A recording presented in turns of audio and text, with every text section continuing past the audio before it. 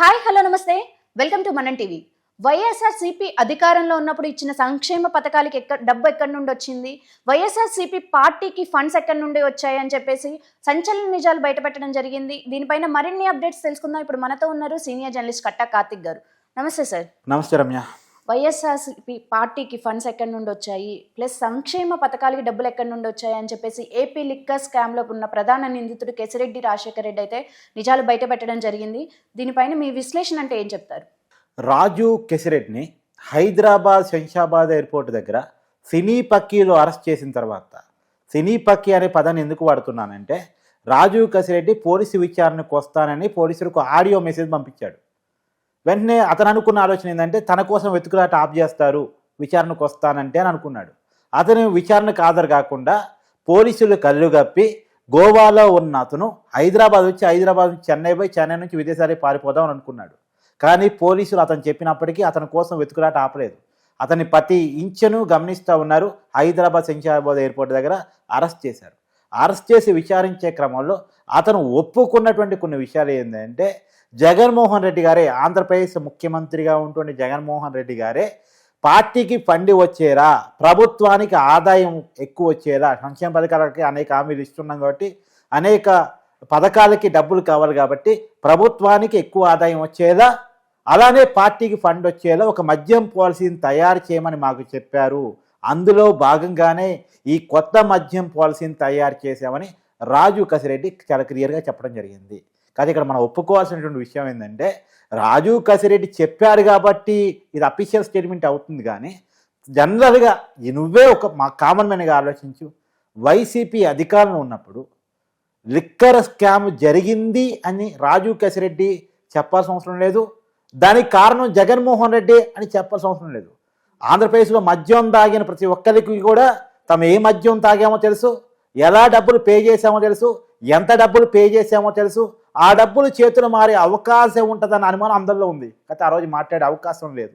ఈ రోజు కూటమి ప్రభుత్వం దాన్ని అఫీషియల్గా ఎంక్వైరీ. దీన్ని బట్టి చూసుకుంటే జనాల దగ్గర డబ్బులు తీసుకొని జనాలకే సంక్షేమ పథకాలు ఇచ్చారు. అంటే సంక్షేమ పథకాలకి వాళ్ళు ఎత్తుక్కున్న వేర్వేరు దారుల్లో ఇదొకటి.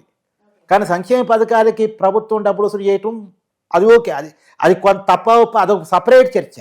కానీ పార్టీ ఫండింగ్ కోసం ప్రభుత్వ పాలసీని ఉపయోగించుకోవడం ఏంటి, ఇది మెయిన్ చర్చ.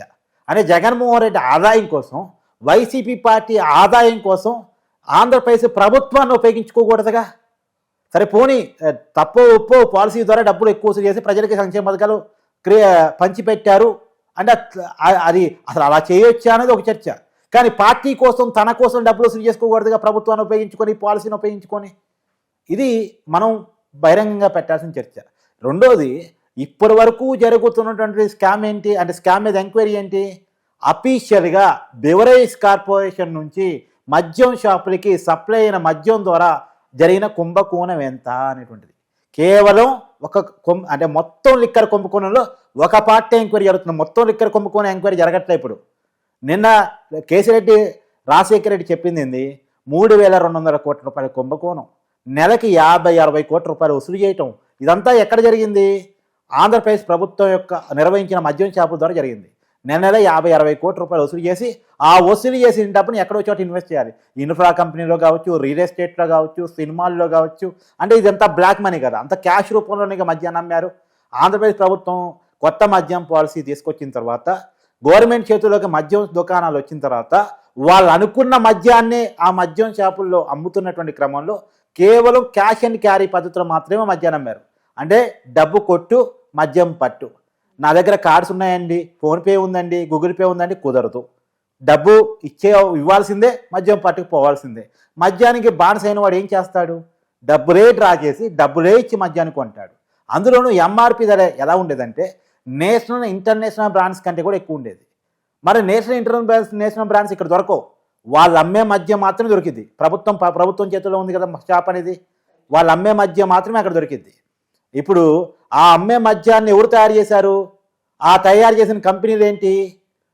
ఆ మద్యాన్ని ఎందుకు తయారు చేశారు? ఆ మద్యాన్ని మాత్రమే ఎందుకు అమ్మారు? ఇది ఇంకో కుంభకోణం. ఇప్పుడు ఈ కుంభకోణం మీద ఎంక్వైరీ నడవట్లే. ఇది నడిచి, ఇది తేలితే ఇది ఒక పెద్ద కుంభకోణం. ఇప్పుడు మనం ఇంటర్నెట్ కుంభకోణం కంటే కూడా ఒక 100 రెట్లు పెద్ద కుంభకోణం. అది లిక్కర్ తయారీ సంస్థలు ఎవరి చేతుల్లోకి వెళ్ళాయి, ఏ మద్యాన్ని తయారు చేశాయి, దాంట్లో ఏ ఏ పదార్థాలు కలిపాయి, ఆ పదార్థాలు కలిపిన మద్యాన్ని మామూలుగా జనరల్గా ఏంటంటే రమ్య ప్రాసెస్ ఎలా ఉంటుందంటే మద్యం తయారీ కంపెనీ నుంచి బివరేషన్ కార్పొరేషన్ కొనుగోలు చేస్తుంది మద్యాన్ని. ఎంత కొనుగోలు చేస్తుందో తెలుసా? మనకి 100 రూపాయలు దొరికే మద్యం బాటిల్ని కేవలం 16 రూపాయలకి కొంటుంది. మిగతా 84 రూపాయల ట్యాక్సులు కలిపి ఈ మద్యం షాపులకు సప్లై చేస్తుంది. అది ప్రైవేట్ చేతుల్లోని, ప్రభుత్వం చేతుల్లోని. ఈ 100 రూపాయల మద్యాన్ని ఈ మద్యం షాపులు మనకు అమ్ముతాయి. రూపాయి 2 రూపాయల లాభం చూసుకొని మనకు అమ్మేస్తాయి. ఇప్పుడు ప్రభుత్వానికి ఇక్కడ అంటే మధ్యలో కార్పొరేషన్ అన్నా కదా, బివరేషన్ కార్పొరేషన్, ఇది ప్రభుత్వాన్ని అంటే 84 రూపాయలు మిగులుతాయి. ప్రతి 100 రూపాయల మీద 84 రూపాయలు మిగులుతాయి. కానీ వైసీపీ ఏమైనా జరిగింది ఏందో తెలుసా? ఈ డైరెక్ట్ మద్యం షాపులు ఉన్నాయి కదా, ఈ బివరేషన్ కార్పొరేషన్ స్కిప్ చేసేసి డైరెక్ట్గా లిక్కర్ తయారు సంస్థల నుంచి మద్యాన్ని కొన్నాయి. చాలా విషయాలు చాలా ఆర్డర్ పెట్టేసాయి.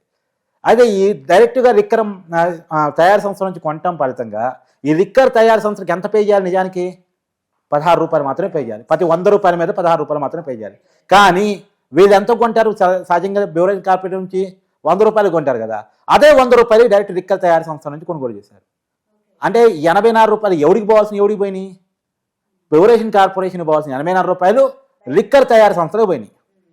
అంటే ప్రతి 100 రూపాయల మీద 84 రూపాయలు పోయాయి అంటే 10,000 మీద ఎంత పోయి ఉంటాయి, 1,00,000 మీద ఎంత పోయి ఉంటాయి, కోటి మీద ఎంత పోయి ఉంటాయి, 1,00,000 కోట్ల మీద ఎంత పోయి ఉంటాయి? నువ్వు ఆలోచించు. అంటే 84,000 కోట్ల రూపాయల కుంభకోణం ఇక్కడ మీకు కనపడుతుంది 1,00,000 కోట్ల మీద. అంటే ఇంత పెద్ద కుంభకోణం నీకు ఇక్కడ కనపడుతోంది.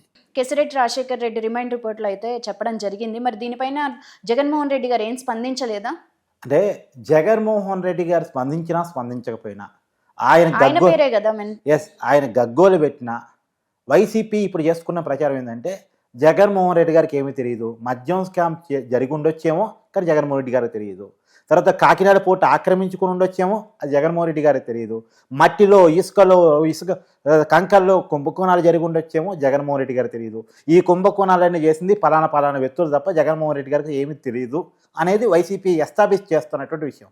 కానీ నేను అడగదలుచుకున్నా జగన్మోహన్ రెడ్డి గారిని కానీ వైసీపీ పార్టీని కానీ, అసలు వైసీపీ అధికారంలో ఉన్నప్పుడు జగన్మోహన్ రెడ్డి గారు ముఖ్యమంత్రా లేకపోతే వీళ్ళు మంత్రులా? అసలు రాజీవ్ కసిరెడ్డి ఎవడండి? ఒక ఐటీ సలహాదారు మద్యం పాలసీని ఎలా డిసైడ్ చేయగలిగాడు?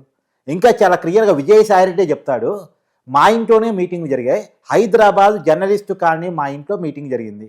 ఆ మీటింగ్కి ఎవరెవరు హాజరయ్యారు? విజయసాయి రెడ్డి గారు అంటే నేను హాజరయ్యాను, విదుర్ రెడ్డి హాజరయ్యాడు, ఈ కసిరెడ్డి రాజశేఖర రెడ్డి హాజరయ్యాడు, ఇంకొక లిక్కర్ తయారీ సంస్థ సంబంధించినటువంటి సీతారెడ్డి హాజరయ్యాడు. అసలు వీళ్ళు ఎవరు మద్యం పాలసీని డిసైడ్ చేయడానికి? మద్యం పాలసీ ఎక్కడ డిసైడ్ కావాలి? ఎక్సైజ్ శాఖ మంత్రి, ఎక్సైజ్ శాఖ కమిషనరు, వాళ్ళ ఛాంబర్లు లేదా క్యాబినెట్ లేదా ముఖ్యమంత్రి అధికారులు వీళ్ళు డిసైడ్ చేయాలి. వీళ్ళు డిసైడ్ చేయాల్సినటువంటి పాలసీని వాళ్ళని స్కిప్ చేసి వీళ్ళు డిసైడ్ చేసి ముఖ్యమంత్రి దగ్గర పెట్టారు. ఇప్పుడు మద్యం శాఖ మంత్రి అతను ఏమనాలి? అతను ఎందుకు స్కిప్ చేశారు అసలు? అంటే అతను చేయాల్సిన పని వీళ్ళు ప్రైవేట్ వ్యక్తులు చేశారు. ప్రైవేట్ వ్యక్తులు చేసి ప్రభుత్వం దగ్గర నుంచి పాలసీని తీసుకొచ్చి లబ్ధి పొందారు. ఎంత దారుణమైనటువంటి విషయం అంటే ప్రభుత్వాన్ని స్కిప్ చేసి పడేశారు. మరి ఇదంతా కూడా జగన్మోహన్ రెడ్డి గారు తెలియకుండా జరిగిందా? అంటే జగన్మోహన్ రెడ్డి గారు తెలియకుండా అంటే పరిపాలన మొత్తం జగన్మోహన్ రెడ్డి గారు కాదా? అసలు ముఖ్యమంత్రి జగన్మోహన్ రెడ్డి గారు కాదా? అలా కాదనుకున్నప్పుడు సంక్షేమ పథకాలు ఇచ్చింది కూడా జగన్మోహన్ రెడ్డి కాదు, ఈ కసిరెడ్డి రాజశేఖర రెడ్డి, విజయసాయి రెడ్డి, మిథున్ రెడ్డి వాళ్ళే ఇచ్చినట్టు లెక్కేసుకో, వాళ్ళే ముఖ్యమంత్రులు కదా, వాళ్ళే పరిపాలన చేసినట్టు కదా. అప్పుడు మీరు అన్నదాన్ని చూస్తుంటే డమ్మీ సీఎం అంటున్నారు. డమ్మీ సీఎం అతనికి ఏం తెలియదు, తాడేపల్లి ప్యాలెస్ డోర్లు మూసుకుని కూర్చున్నారు, వీళ్ళు పరిపాలన మొత్తం నడిపించేశారు, వీళ్ళే అన్ని పాలసీలు డిసైడ్ చేశారు, వీళ్ళే అన్ని స్కాములు చేశారు, స్కీములు ఇచ్చారు. స్కాములేమో వీళ్ళయా, స్కీములేమో ఆయనయా? ఏమన్నా పొంతను కుదిరిద్దా? ముఖ్యమంత్రిగా జగన్మోహన్ రెడ్డి గారు ఉన్నప్పుడు, వైసీపీ అధికారంలో ఉన్నప్పుడు, ఆ పార్టీకి అధినాయకుడిగా ప్రభుత్వానికి ముఖ్యమంత్రిగా అంటే ప్రభుత్వానికి కూడా అధినాయకుడిగా ఆయన ఉన్నప్పుడు స్కామ్కి ఆయన బాధ్యత వహించాలి, స్కీమ్కి ఆయన బాధ్యత తీసుకోవాలి. స్కీముకి ఎలా నా క్రెడిట్లో వేయండి అంటున్నాడు, స్కామ్కి కూడా అలానే వేయాలి. కాబట్టి ఖచ్చితంగా జగన్మోహన్ రెడ్డి గారు ఏదో రాజు కసిరెడ్డి చెప్పాడని ఇవాళ అఫీషియల్ అయిందేమో కానీ రాష్ట్ర ప్రజలందరికీ అర్థమైపోయింది, పోలీస్ అధికారులకు కూడా తెలుసు. కతే వాళ్ళు ప్రూఫ్ చూపించారు కాబట్టి రాజు కసిరెడ్డి స్టేట్మెంట్ ఉపయోగపడింది. చాలా క్లియర్గా జగన్మోహన్ రెడ్డి బాధ్యత వహించాల్సిందే, జైలుకు పోవాల్సిందే, సమాధానం చెప్పాల్సిందే. చూడాలి ఏం జరగబోతుంది, జగన్మోహన్ రెడ్డి గారి దాకా ఎంక్వైరీ ఎప్పుడు పోబోతుంది చూడాలి. Right, thank you.